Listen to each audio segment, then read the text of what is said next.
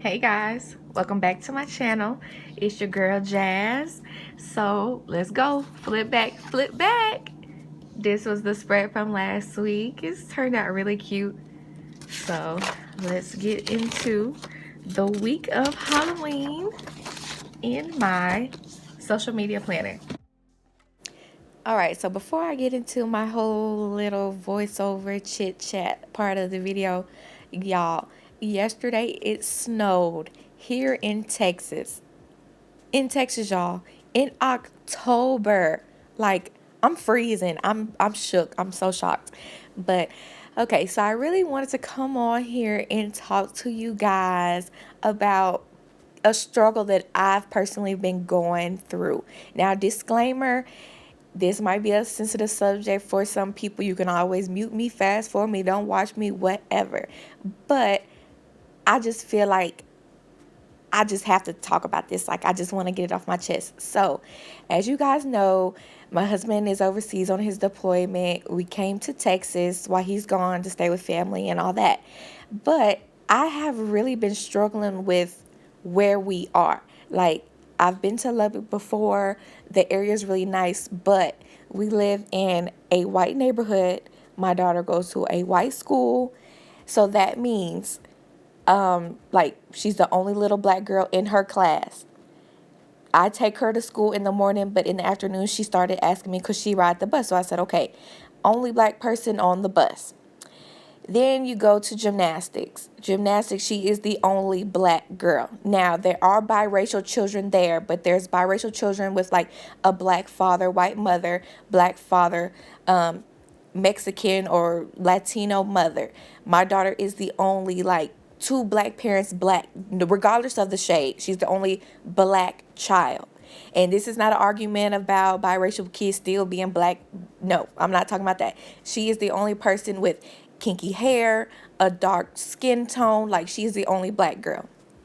So one of the big reasons why I was looking for a majorette type of dance team for her here was because that's like a black, predominantly black dance style. Like, there are white people who do it and things like that, but it is from historically black colleges, universities. It's a style that we made, created our own, and you have different styles of it. So when my daughter goes to dance practice, she sees every single little girl that looks like her, from a lighter to a darker, just black, beautiful black girls. But my thing is, yesterday, and it's broke my heart because I'm like, this is already starting at 5 years old. My daughter was at gymnastics pointing at all the little girls and was like, I want my hair like this. I want my hair like that. Can you do my hair like that? I want long, flowy, pretty hair. And I'm like, baby, your hair is beautiful. And I'm like, I stretch your hair out sometimes and you wear it different ways. And she was like, yeah, but I want it to be long like that, like da da da da. Now, mind you, if I was to straighten my daughter's hair, my daughter would have probably almost mid. I know her hair, the last time I did a length check, was mid back. She's probably almost close to waist length. So I said, like, shrinkage. I've told you about shrinkage before. So, like, just because your hair looks like it's short doesn't mean that it necessarily is short. So she gets that. But, she wants long, flowy hair. And I'm like, man, this is already starting. And I feel like it has something to do with what she's seeing every single day. She sees no black teachers at her school. She has no little black friends in her class or even any of the other classes. And like, there's a little black boy that is also in pre-K, but like, for you to look around and see nobody who looks like you until you get home or until you go to dance practice on a weekend, I'm struggling with that. Because when we were in Georgia, two of her gymnastics teachers were black. There were black girls all up and throughout her gymnastics, like from the oldest to the youngest, in every single shade, just like her dance team is here. So she was seeing black girls every single day at school, at home, at gymnastics, everywhere. So I'm really struggling with the fact that, yes, I want better for my child. I want her to go to the best school. I want to be in the best area. But sometimes that means that there's nobody around us that looks like us. In the neighborhood we live in, there is nobody around us that looks like us. There is a older black couple that I know lives a couple of streets down because sometimes I see them, but they are older. They don't have young children. Their children are grown. So on the bus, like I say, she's the only black little girl. In her class, she's the only black little girl. And you're not seeing any teachers that look like you. No students. So everybody that you see has this blonde, long, flowy hair, or not even blonde, but like that long, flowy hair. So I was like, okay, this is a teachable moment. 5 years old, I wasn't ready for it, but hey. So the first thing I do, my daughter loves to watch YouTube. So I'm like, okay, let's look up a YouTube video. So I found a YouTube video of white women just praising black women on everything that they loved about black women. And almost every single one of those women said they loved our hair. And I thought that was huge because when my daughter kind of looked and she was like, oh, wow. So I'm like, you have people who are paying to look like you. They want your lips, your curves, your skin tone. They're tanning. They're doing everything they can to look like you. And before there was such a thing like where we were just looked down upon, like we were ghetto, loud. We had these braids and all this stuff. So now everywhere you look, you see white women with cornrows, box braids, locks. You see them getting tans, butt injections, all this stuff. So I'm saying like you are the original woman. And I'm like, I had to speak so much life into my daughter because I'm like, baby, I'm not straightening your hair. I'm sorry, I'm not. And I'm not putting weave in it. And she had weave in it that one time for her dance practice. And she wanted me to keep it in. And she was like, mommy, please, mommy, please. I'm like, no, because your hair is beautiful the way it is. The only reason why you need it for dance practice because y'all was like flipping your head and doing all the little extra stuff. But that is a performance. You had makeup on and your hair done. It was a performance. That's not an everyday thing. And I just hate that at 5 years old, I had to have that conversation with my daughter.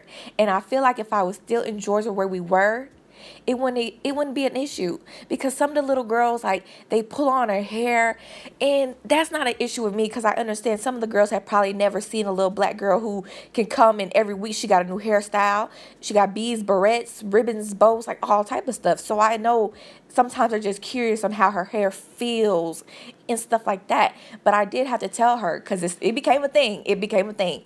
I'm like, baby, you can tell them to stop. If it makes you uncomfortable or if it's getting on your nerves or, it's aggravating you or whatever, just say, you can ask them, can you please stop? If you don't feel comfortable telling them, tell your teacher. Tell your teacher, such and such is pulling my hair. Can you tell them to please stop? Like, you have to open your mouth and say something. So she has gotten better at that because, girls, they were just, pulling her hair, playing in it. Like I said, I completely understand because they probably never seen no little girl walk around and she jumps up and down everywhere and the little bees are making all the noise. I get it. I really do. So I'm just like, these little girls are wishing they had hair like you and you're wishing you had hair like them. But for you to never see anybody who looks like you on a regular basis outside of the home, that's a struggle for me because we could have been in Georgia and she could have had, there are so many black teachers up and through our area. She would have had a representation of her, someone who looks like her every single place that she went. And I don't know. I'm just really struggling with that. And I want her to be able to get along with everybody, people from all walks of life that look like, anything and everything. But I just want somewhere that's going to be diverse. I don't want there to be 100 white people and you just that one token black girl. I want it to be diverse. I want Hispanics, whites, blacks, Asians. I want all types of people. I want her to understand, little girls when they wear hijabs. I really want her to be very cultured. And here is just either you're white or you're Mexican. Because all the black people are on the other side of town. And the other side of town is where I do not want to live. But I feel like I shouldn't have to choose to go live where all the black people are in a not so good area or come over here to the white folks and have nobody who looks like my daughter. I am really struggling with that. And if I would have stayed in Georgia where we were. My husband has family there. His family is from Hinesville, where Fort Stewart is. So his mom is there. Three of his sisters is there. He has a brother there. One of his brothers is in Jacksonville, which is like 2 hours away in Florida. So we would have had family around. But like there's nothing like your own family. But I love my in-laws. They are amazing. So they still would have made sure we were straight. But I was like, I'm gonna move in with my family so we can save all this money. We getting ready to get this house. But I mean, I even liked her gymnastics center better than the ones here. When I first got here and I was taking tours to see, like, the different places, there was one place that I really liked, but it was really expensive. And I was like, no, y'all know I'm cheap. And for the price monthly for one class per week, I paid the same in Georgia and got two classes per week. So I'm like, I mean, is it really better in Texas? Like, I mean, as far as gymnastics for her, no, maybe in another area, but the area that we are in, nope. So, I mean, I love her school though. I love her teacher and I love her school. She's learning a lot. It is an excellent school, but I just wish it was a little bit more diverse and the area was more diverse. But it's just one of those things like, are you ever just going to get everything that you want? Like, she's getting what she needs as far as education. But like, I don't know. I feel like where we were was better. I honestly do.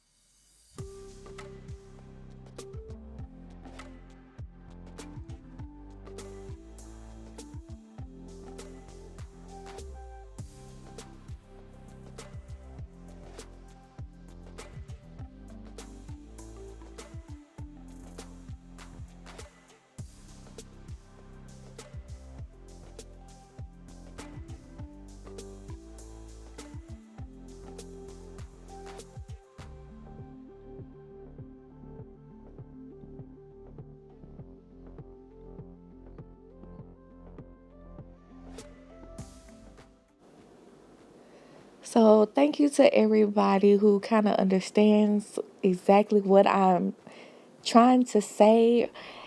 For those who don't understand, like, it's okay, you know, it's okay. But what you're not going to do is try to come for me and try me in the comment section. I mean, you can try me if you want to, but I'm just going to let you know, like, I mean, I'm saved, but I'm hood at the same time. Okay, try me. I'm from College Park. But, yeah.